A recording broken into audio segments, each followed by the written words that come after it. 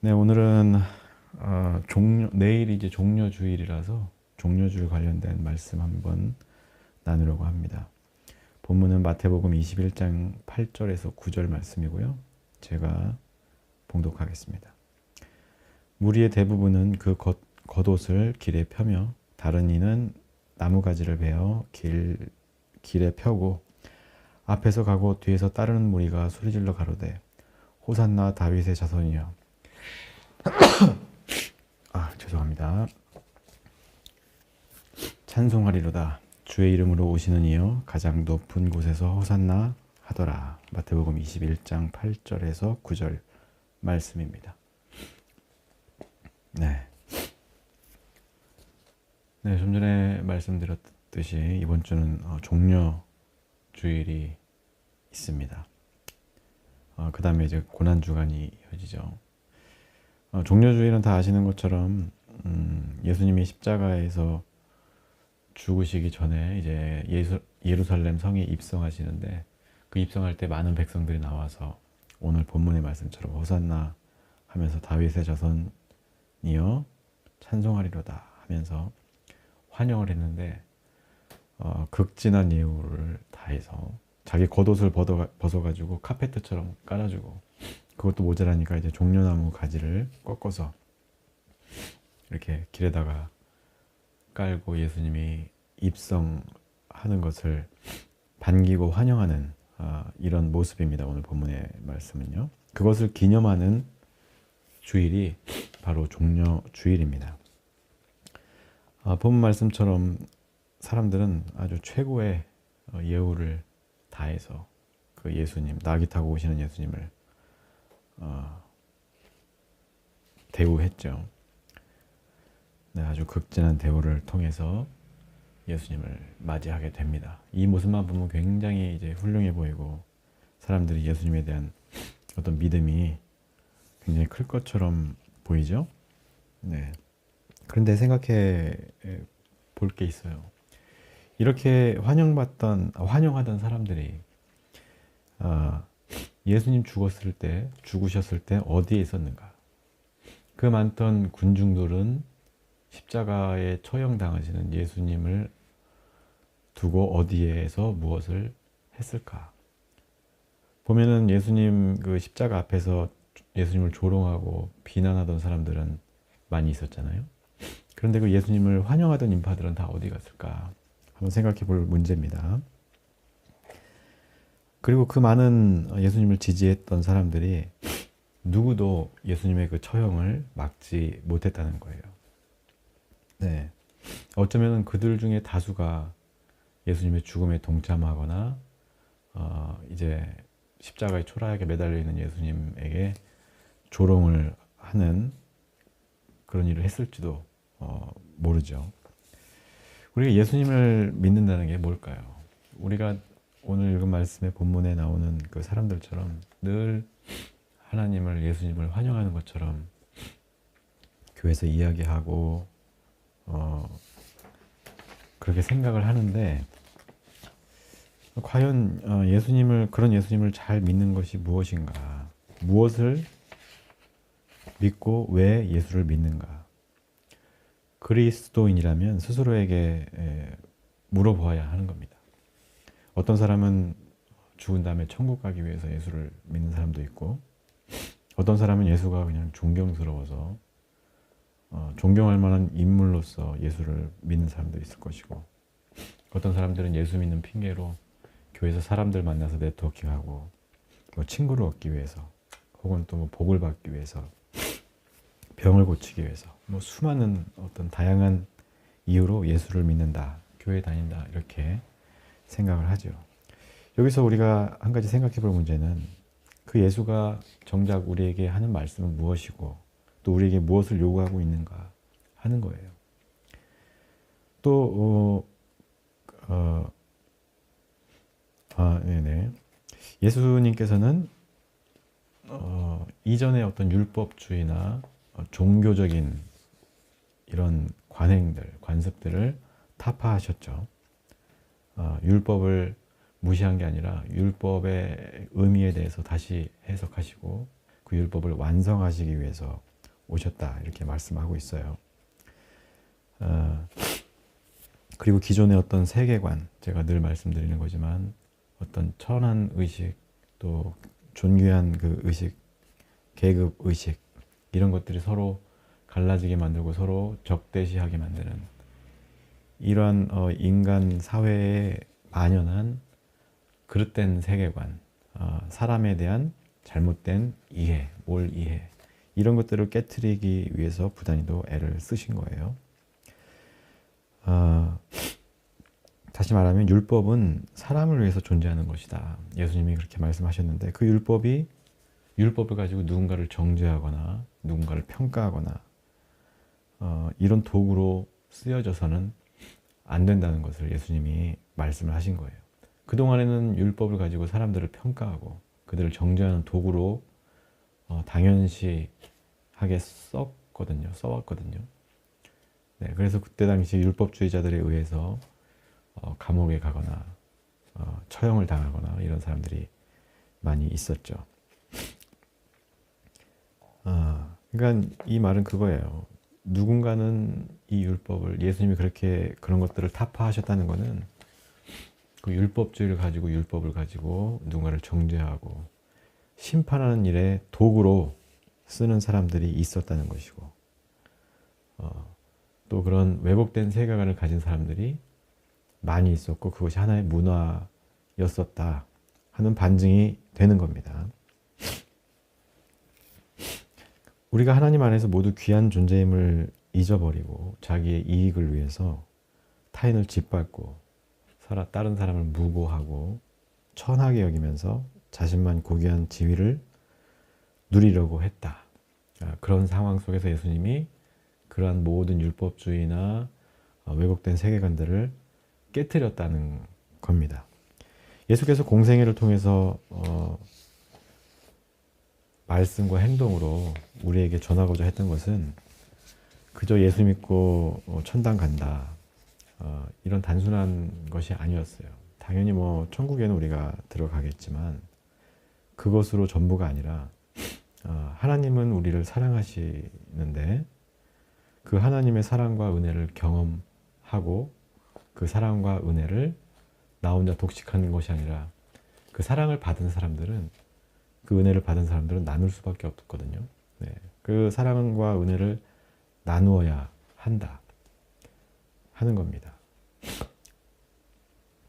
그래서 하나님이 우리를 사랑하듯이 우리도 이웃을 사랑하는 것, 이웃을 사랑하는 것으로 하나님 사랑을 증명해 나가는, 그런 것이 우리의 삶이 되어야 하는 것이죠.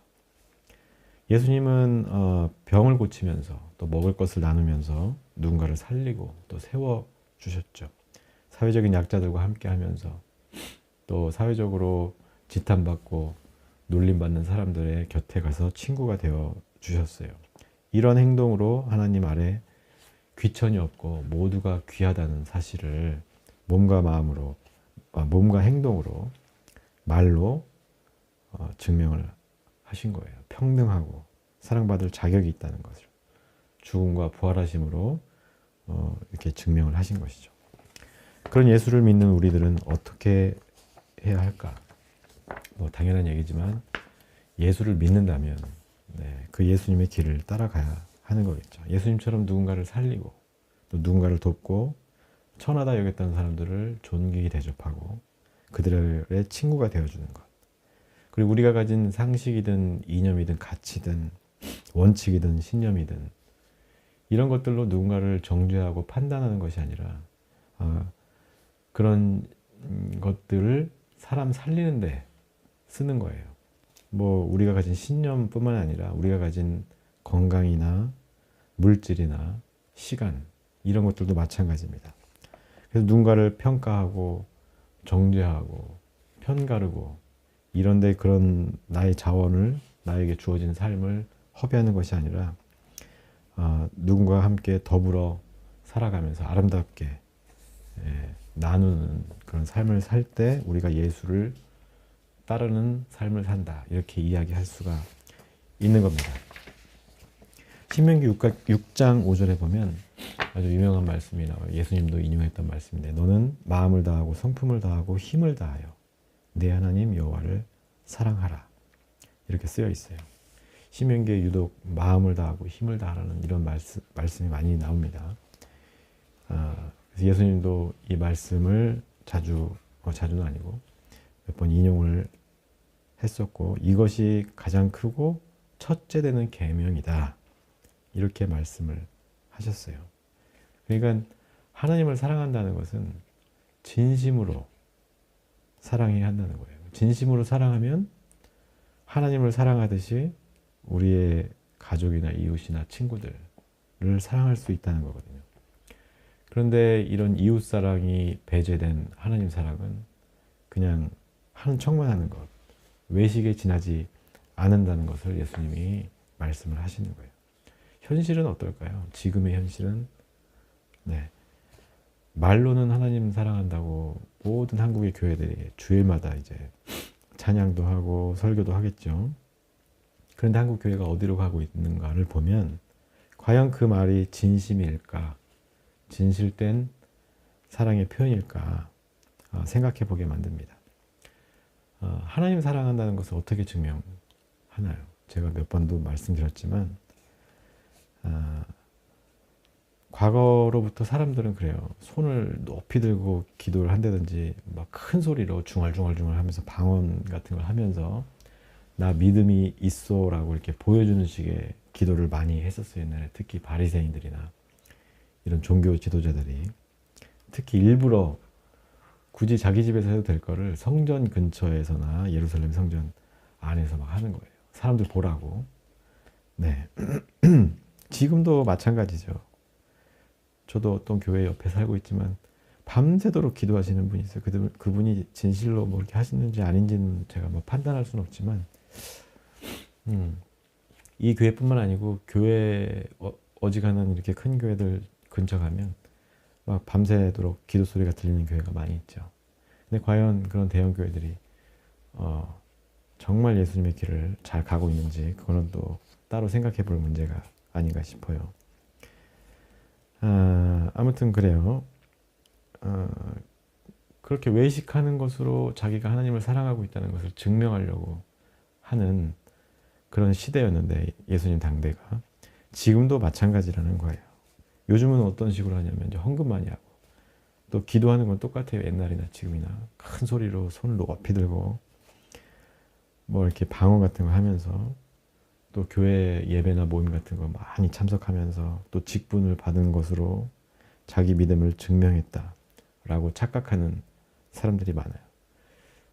장로나 전도사나 목사가 그런 착각을 하게 되면 정말 그 교회는 위태로운 교회가 되는 거죠.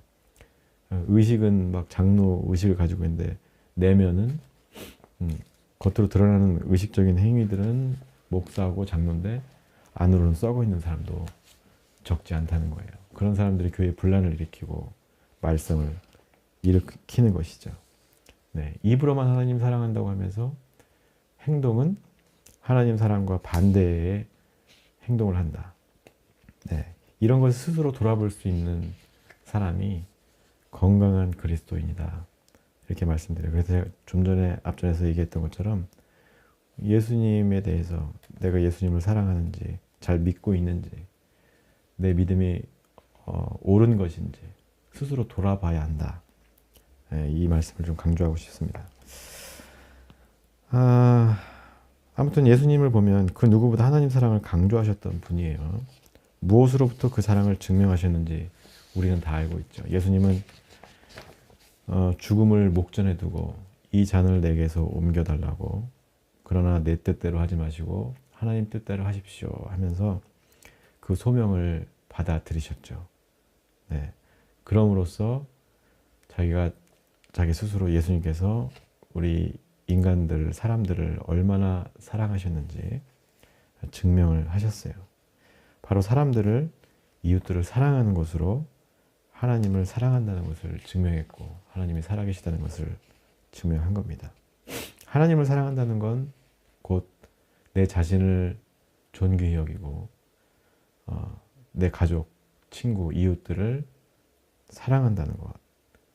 이것이 바로 하나님 사랑과 별개의 것이 아니라 하나님을 사랑하면 이웃을 사랑할 수밖에 없고 이웃을 사랑하는 그 마음을 가진 사람들은 하나님의 마음을 아는 사람들일 수밖에 없다 하는 겁니다. 그래서 우리는 겉으로 드러나는 말이나 외식하는 행위로 그 사람을 판단해서는 안 되는 거예요. 믿음도 마찬가지지만 정치인들도 마찬가지예요. 말로만 국민을 사랑하고 뭘 하겠다 이것들이 정말 실천되는지 보고 그걸 판단해야 한다는 거예요. 아무튼 한국의 교회가 쇠퇴하는 가장 큰 이유 중에 하나가 바로 이런 외식하는 것이죠. 하나님을 믿는다고 예수님을 사랑한다 말하면서도 정작 자기 가족이나 우리 같은 믿음의 동료들이나 이웃들을 그런 사람들의 어려움을 외면한다는 거예요. 정치인들도 정말 그렇죠.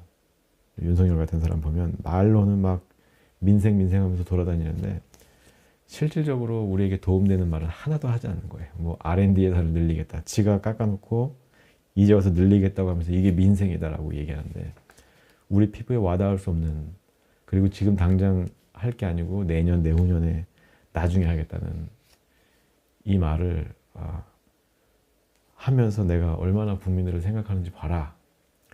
네, 참 딱하고 어리석고 우습기까지 합니다. 또 한편으로 무섭죠. 이런 사람이 대통령이라는 거, 이런 사람들이 우리의 미래를 좀먹고 있다는 거. 네, 그래서 우리가 곧 총선인데 정말 잘 분별해야 돼요. 겉으로 드러나는 것만 가지고 그 사람이 하는 말만 가지고 판단해서는 안 되는 거예요. 그 사람의 말을 쫓아갈 것이 아니라 그 사람이 어떤 발자취를 걸어왔는지를 보고 어느 방향을 향하고 있는지를 우리가 보고 판단해야 돼요. 한동훈 같은 사람, 네, 믿을 만한 사람이 못 되죠. 아무튼 드러나는 것만 가지고 판단하면 우리 세대도 물론이거니와 여러분과 우리 후배 세대들이 정말 그들의 삶이 아주 피폐해질 것이다. 장담합니다. 근데 아마도 그렇게 되진 않을 것 같아요. 지금 워낙 아주 그냥 끝판을 달리고 있어서. 네, 아무튼 본문으로 돌아와서 오늘 본문에 나온 예수님 마중 나온 수많은 군중들은 어떤 생각으로 예수를 맞이했을까? 이걸 한번 다시 되짚어 보려고 해요. 그들이 진정으로 예수님을 사랑하고 예수님의 외쳤던 그런 가치들을 이해하고 동의했다면 그들도 예수님처럼 사랑하고 희생하고 심지어 죽음까지도 받아들일 준비를 하고 그 자리에 있었을까? 네. 결론적으로 말씀드리면 그들은 예수님을 진정으로 사랑하지 않았던 것 같아요. 네. 당시 예수님께서는 예수님을 못 잡아먹어서 안달이 난 사람들이 많은 예루살렘 한복판으로 스스로 입성하셨어요. 죽을 것을 알면서도 들어가신 거예요. 그리고 사람들에 의해서 십자가를 지고 처형을 당하셨죠. 호산나 호산나 하면서 다윗의 자손 예수여를 외치던 그 수많은 군중들은 예수님이 죽어가던 그 자리에 없었던 거예요. 초라한 죄인으로 십자가를 이렇게 끌고 골고다를 향해서 오르는 그 예수를 본 사람들은 이건 아닌 것 같다 하면서 저 사람은 내가 기대했던 그 사람이 아니네 하고 다 도망갔던 것이겠죠. 베드로처럼 또 제자들처럼. 추론해 보자면 사람들은 당대의 나라를 잃고 타락한 정치인이나 타락한 종교 지도자들에 의해서 억압당하고 죄인 취급당하면서 정죄당하면서 아주 고단한 삶을 살고 있었어요.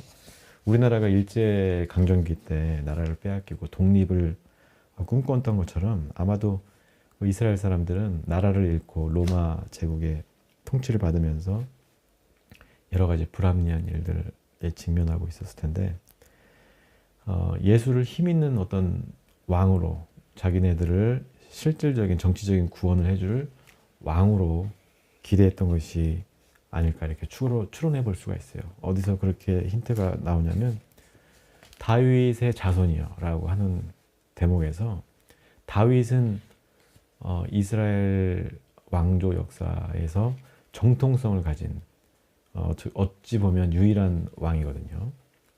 사울은 죄를 지어서 이제 벌을 받았고 하나님에 의해서 정통적으로 말하자면 왕의 라이센스를 가지고 있는 그 다윗의 자손이라는 얘기는 정통성을 가진 왕의 혈통을 가진 예수다.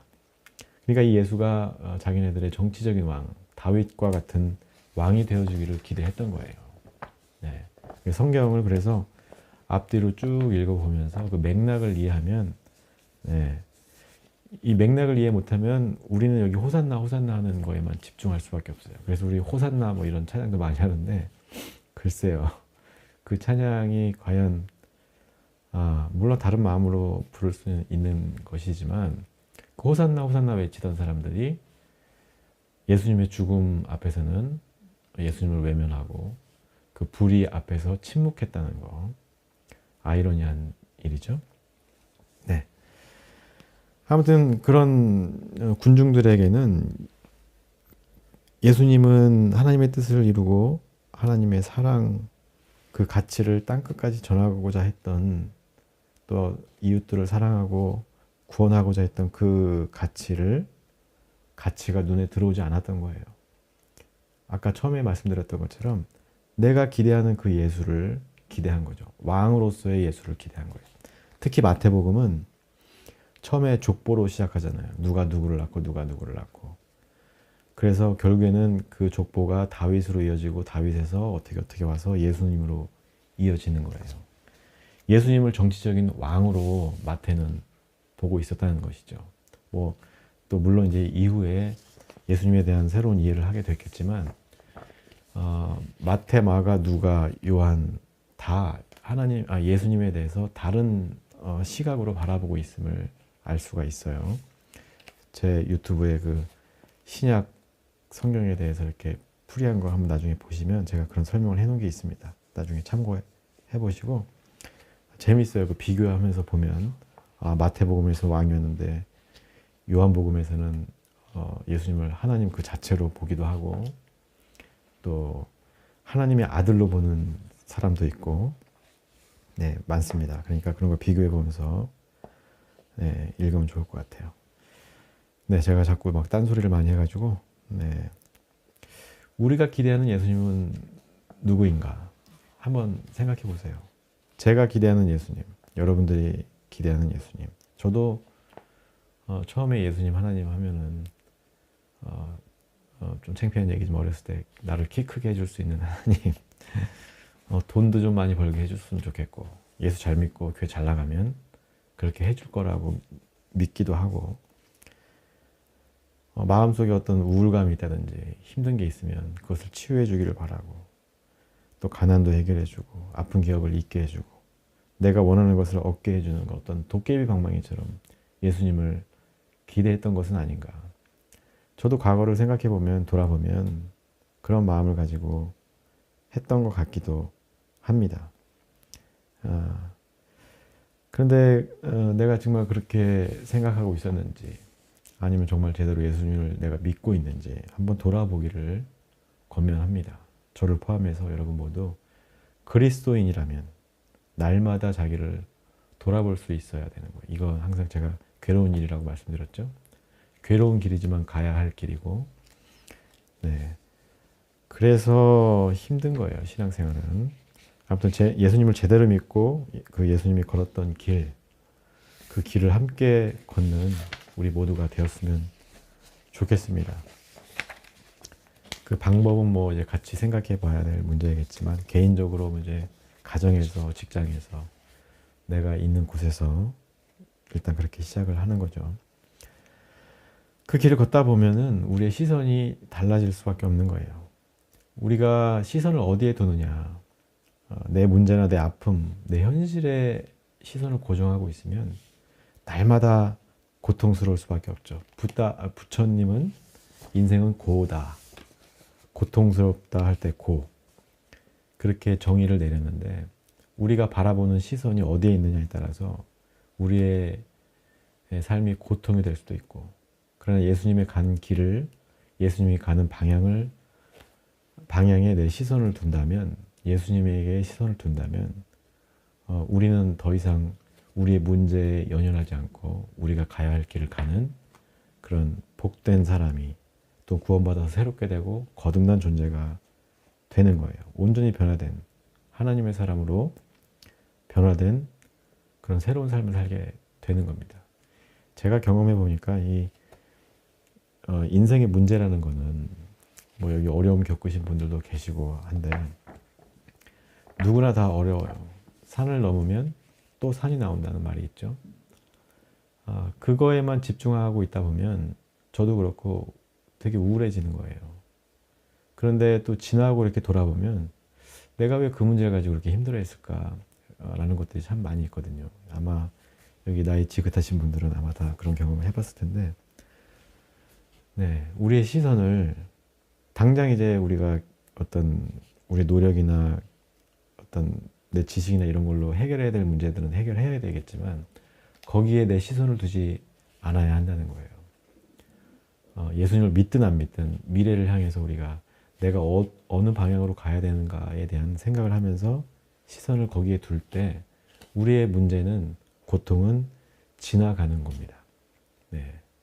그래서 우리가 예수님의 길을 걷는다는 것이 어려워 보이고 힘들어 보일 수 있지만 그 길을 갈 때 비로소 우리는 우리의 문제로부터, 우리 아픔으로부터 자유로워질 수 있는 거예요. 예수님의 길이 진리의 길인데 진리가 너희를 자유케 하리라. 예수님 말씀하셨잖아요. 그 자유라는 게 무엇이냐? 우리의 근원적인 문제로부터의 자유를 이야기하는 겁니다. 여러 가지로 해석될 수 있는 여지가 있습니다만, 네, 우리가 큰 문제라는 게 결국엔 뭐예요? 먹고 사는 문제, 사람과의 관계 문제, 네, 뭐 이런 거죠. 여러 가지 문제가 있지만 또 질병의 문제라든지 거기에 우리가 몰두하기보다 한순간을 살더라도 하나님이 주신 소명을 따라서 그 하나님의 길, 예수님의 길을 가는 것. 그리스도인으로서 직장도 다녀야 되고 가족도 돌봐야 하지만 그 가운데서 내가 가야 할 길을 명확히 알고 있는 것. 시선을 예수님께 두는 것. 그것이 우리의 문제로부터 벗어날 수 있는 어떻게 보면 유일한 길이 아닐까 생각해 봅니다. 우리는 각자의 시선으로 각자가 어떤 필요를 예수님께 기대할 수도 있어요. 물론 예수님께서는 그런 기대도 충족시켜 주실 때도 있겠죠. 그러나 거기에 머물러 있으면 아무 유익이 없다는 것을 우리가 그 사실을 꼭 기억해야 됩니다. 좀 전에도 얘기했던 것처럼 산 넘어 산, 거기에 우리가 매여 있다 보면 우리가 진실로 그리스도인으로서의 삶을 제대로 살지 못한다는 것을 우리가 꼭 염두에 둬야 하는 겁니다. 오늘 한 가지 기억해야 될 것은 문제는 해결되거나 고쳐지는 게 아니라 지나가는 것이다. 네. 아무튼 우리는 오늘 호산나 호산나 외치는 그 수많은 군중들 속에 있는 거예요. 종료주일이니까 내일. 우리는 그 사이에 서서 어떤 마음으로 예수님을 맞이하고 있는가. 그것을 생각해 보는 날입니다. 예수께서 지금 우리가 살아가는 이 현실 속으로 나귀를 타고 들어오신 거예요. 우리가 과거의 예루살렘 성문 앞에 있는 것이 아니라 이제는 우리가 살아가고 있는 이 현장에 예수님이 오셨다고 생각해 보세요. 그럼 우리는 과연 어떤 예수님을 기대할 것인가? 나에게 왕으로서의 어떤 존재를 기대할 것인가? 나의 질병의 문제나 재정적인 문제를 해결해 줄 구원자로서 예수님을 기대하고 있는 것인가? 네, 이런 것들을 고민해 보는 그런 시간이 되어야 하는 겁니다. 아무튼 기대는 서로 다를 수 있지만 결과적으로는 그래요. 우리가 예수님의 가는 길을 응원하고 나 또한 기꺼이 그 길을 따라가겠다. 다짐하면서 예수님을 환영하고 예수님을 찬양하는 것이 옳은 것이다. 그것이 종료주의를 맞는 우리가 해야 할 첫 번째 일인 겁니다.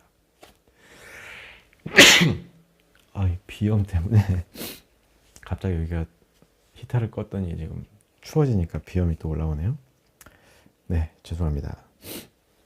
아무튼 고난주간은 이제 종료주일 끝나면 고난주간이 시작되는데 맨날 그랬어요. 맨날 숨죽이고 막 조심스러워하고 막 침울한 분위기 속에서 일주일을 보내고 막 금식하고 이러는데 사실 저는 그렇게 봅니다. 그냥 숨죽이고 죄인처럼 지내는 시간이 아니라 예수님의 길, 그 길을 묵상하면서 나도 그 길을 가겠다. 그런 다짐을 하는 시간이어야 한다는 거예요. 십자가의 길이 무엇이고 내가 갈 수 있는 그 십자가의 길이 무엇이고 나의 소명이 무엇인가를 발견하면서 그 길을 기꺼이 가고자 하는 마음이 생기는 것이 이게 소명감이잖아요. 이 소명감을 얻는 시간이 돼야 되는 거예요. 그냥 내가 막 골머리 싸는 것처럼 막 이렇게 힘들어하고 막 고통스럽게 죄의식 가지고 살아가는 주간이 아니라 예수님이 나 때문에 죽었다는 이런 죄책감을 막 주면서 일주일 동안 찍소리도 못하게 하고 이거는 좀 옳은 일은 아닌 것 같아요. 네. 아무튼 그런 마음으로 예수님의 십자가의 길을 따라가겠다 마음먹는 시간입니다. 십자가는 너무나 아프고 두려운 거지만 예수님과 함께라서 이겨낼 수가 있는 것이고 나만 생각했던 이기적인 내가 누군가를 생각하고 공감하고 사랑한다는 거 이거 쉬운 일은 아니지만 예수님을 제대로 믿으면 이 어려운 일을 우리가 할 수 있다는 거예요. 바울 보세요. 바울 예수 믿는 사람들만 찾아가가지고 막 잡아놓고 때리고 죽였던 사람이 변화됐을 때 어떤 사람이 되었는지 사람은 잘 변하지 않지만 예수님을 제대로 믿으면 이런 변화가 충분히 가능하다는 거죠. 네. 아무튼 우리가 그렇게 공감하고 사랑한다는 거 어떻게 보면 그 과정 속에서 그게 우리에게 고통일 수 있어요. 그러나 예수님의 부활을 한번 기억해 보세요. 예수님은 그 고통스러운 십자가를 지셨지만 부활로서 모든 것을 이겨내셨고 모든 슬픔과 고통을 희락으로 화평으로 변화시킨 분입니다.